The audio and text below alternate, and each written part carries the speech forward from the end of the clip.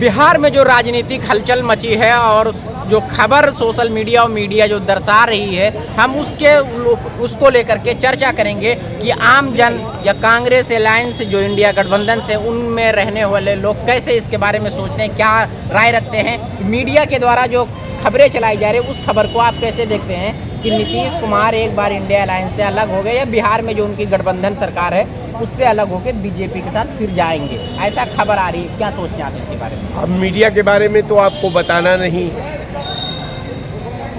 लेकिन नीतीश कुमार के बारे में भी लोगों को बताना नहीं है। नहीं, नीतीश कुमार के बारे में क्या है वो तो हम अलग आपसे भी लाइन पर है, डिस्कशन कर रहे हैं। लेकिन वर्तमान मीडिया जो गोदी मीडिया जिसको कहा जाता है उसके बारे में तो सबको पता है।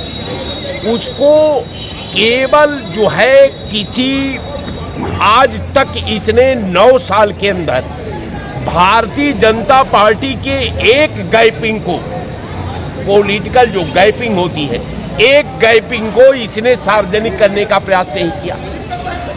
भारतीय जनता पार्टी कोई भी प्रारूप रखती थी उसकी व्याख्या अलग ढंग से होती थी। पूरी मीडिया आज 1 महीने से राम जन्मभूमि पर मोदी को प्रधानमंत्री तीसरी बार बनाने का प्रयास कर रही थी कि मोदी है तो राम है, मोदी है तो राम जन्मभूमि है, मोदी है तो राम को लाए हैं, और कोई कुछ नहीं लाया। अब कहने का मतलब ये कि मोदी के पास अब मोदी के चरण रज जो मीडिया ले रही है, हम समझते हैं कि नीतीश कुमार भाजपा के थे, भाजपा के साथ वो चुनाव लड़ते थे, भाजपा के सहयोग से वो सरकार चलाते थे। अगर नीतीश कुमार जी अगर इंडिया गठबंधन को छोड़ करके अगर एनडीए में चले जाते हैं तो क्या फर्क पड़ता है, लेकिन ऐसा नहीं है, ऐसा नहीं है। ऐसा ये इसलिए है कि इनको जो है दिमाग मीडिया के माध्यम से देश को कहीं और ले जाना चाहते हैं। इनका पॉलिसी कुछ और बन रही है, ये कहीं जब दिमाग मीडिया बांटने का प्रयास करे तो जान लीजिए कि कहीं न कहीं संविधान के ढांचा पर इसको हमला करना है। कुछ लोग ये तर्क दे रहे हैं जो मीडिया पेश कर रही है अभी, क्योंकि ऑफिशियल ऐसा कोई तो हलचल देखने को नहीं मिले।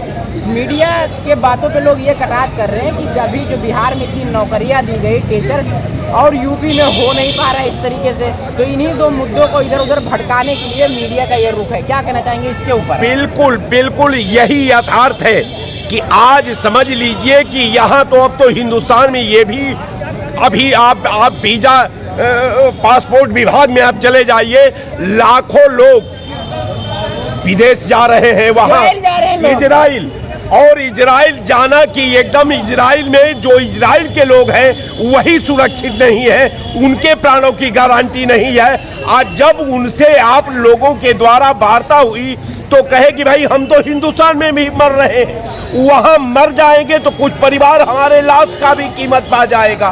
तो जौना देश में लाश का भी कीमत का मुहैया कराने के लिए लोग उतावले हैं जाने के लिए इजराइल, तो आप समझ सकते हैं कि भारत कहाँ खड़ा है, भारत की परिस्थितियां क्या है, भारत में लोग कितने सुरक्षित है, भारत में लोगों के पास कितना आत्मसम्मान है। तो सारा समीकरण तार तार हो चुका है। अब भारतीय जनता पार्टी जब कोई गोदी मीडिया के माध्यम से पैरा नया जोड़ती है तो जान लीजिए कि कहीं न कहीं इसका संविधान के ढांचे पर हमला करना। अभी आपने इजराइल वाला मुद्दा उठाया, इसी संदर्भ में प्रधानमंत्री जी का एक पुराना वीडियो वायरल हो रहा है। प्रधानमंत्री जी उसमें कह रहे हैं कि रोजगार का अवसर हर गांव, जिला, शहर में पैदा होना चाहिए कि नहीं पैदा होना। हमारा ये मकसद है कि गांव रोजगार, शहर मतलब गांव में ही शहर में रोजगार पैदा होगा तो आदमी कमाएगा, खाएगा, शाम को अपने माँ बाप के पास जाएगा, साथ में रहेगा उनके साथ। लेकिन आज जब लोग इजराइल जा रहे तो उन दोनों पीढ़ियों को लोग आपस में जोड़ के दिखा रहे हैं, क्या कहना चाहेंगे? देखिए, वाराणसी में लड़ते हैं प्रधानमंत्री जी का क्षेत्र है, आज 10 साल से वहाँ प्रधानमंत्री भी हैं, सांसद भी हैं। एगो ग्राम सभा वाराणसी का उठा करके वो बता दें कि हम अमुक गांव में इतना ये उद्योग जो है स्थापित कर दिया है जिसके वजह से इस ग्राम सभा के सारे लोग इसी उद्योग के माध्यम से अपने परिवार में रह सकते हैं, अपने कमाई से परिवार का जीवन यापन कर सकते हैं, अपने परिवार का भविष्य का निर्माण कर सकते हैं और अपने लक्ष्य को प्राप्त कर सकते हैं। एक ग्राम का नाम बता दे प्रधानमंत्री जी, वो वाराणसी से है। वो गुजरात मॉडल इसलिए दिखा रहे हैं कि उत्तर प्रदेश में मैं कारखानों का जाल बिछा दूंगा। लगा यहाँ प्लास्टिक का, जूता का भी कारखाना नहीं, और गुजरात मॉडल यहाँ बनाया जा रहा था। गुजरात मॉडल मैंने है क्या? गुजरात को यूपी नहीं बनाया जा सकता। यूपी का भौगोलिक परिदृश्य कुछ और है, गुजरात का कुछ और है। गुजरात जो है अंतर्राष्ट्रीय व्यवस्था का केंद्र बिंदु है। अब उत्तर प्रदेश कहाँ है, गुजरात कहाँ है? अब गुजरात का कंपैरिजन उत्तर प्रदेश से कैसे कर सकते हैं आप? पश्चिमी बंगाल का कंपैरिजन कैसे आप कर सकते हैं यूपी से? तो कहने का मेरा मतलब कि इन सबों के पास न तो भौगोलिक ज्ञान है और न ऐतिहासिक ज्ञान है। ये केवल राम राम कहते रहेंगे, देश को बेचते रहेंगे, संविधान को ब्लैकमेल करते रहेंगे और कानून व्यवस्था को तार तार करते रहेंगे। बस यही है। आपसे अंतिम लेंगे। अभी एक वीडियो बहुत चल रही है और लोग यही रट मार रहे हैं कि जो राम को लाए हैं हम उनको लाएंगे। अब उसमें एक लोगों का, सोशल मीडिया के लोगों का सवाल उठ रहा है कि जो राम को लाए हैं और ला सकते हैं वो नीरव मोदी, महल चौकसी, ललित मोदी और इन लोगों को भी ला सकते हैं कि नहीं, लाएंगे कि नहीं लाएंगे? इस पर क्या सोचते हैं? भैया, सबसे बड़ी बात है कि बाहर वही जा सकता है जिसको सरकार चाहेगी। सरकार के बगैर मर्जी का आप देश नहीं छोड़ सकते। अब उतने बड़े उद्योगपति सरकार से बाहर चले गए।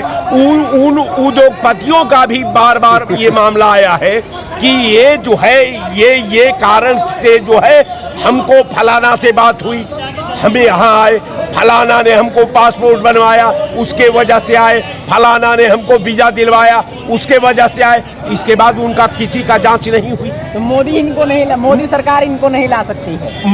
राम को अब बताइए, ये पागलपन का कोई ठिकान है कि जो कोई अब हम जिसको अपना इष्ट मानते हैं ये भगवान को ला सकते हैं। ये भगवान इनका जो है कमाऊ प्राइवेट लिमिटेड कंपनी जो इनके साथ है उसी का मोहरा है। इनका वो भगवान है जो प्रधानमंत्री बनाता है, मुख्यमंत्री बनाता है, विधायक बनाता है, इनको अरबपति बनाता है। तो ये इनका राम है।